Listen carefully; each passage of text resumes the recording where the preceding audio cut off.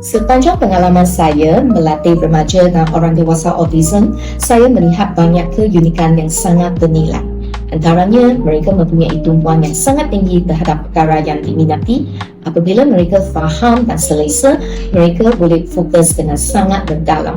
Ini adalah satu kekuatan yang sangat penting, terutamanya dalam bidang tertentu. Mereka juga cenderung untuk jujur, konsisten dan teliti yang sebenarnya merupakan kualiti yang penting dalam melaksanakan kerja.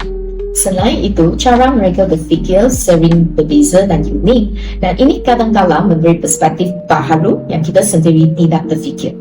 Apa yang penting, mereka bukan kurang kebolehan, tetapi mereka memproses dunia dengan cara yang berbeza.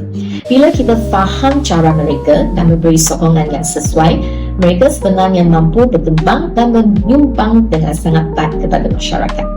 Sempena Bulan Kesedaran Autism tahun ini, harapan saya adalah supaya masyarakat bukan sahaja lebih memahami autism, tetapi juga lebih menerima, memberi peluang dan menyokong mereka secara bermakna di sekolah, di tempat kerja dan dalam komuniti. Kerana apabila kita memberi peluang yang betul, mereka bukan sahaja boleh berfikir, tetapi boleh menyumbang dengan cara yang luar biasa.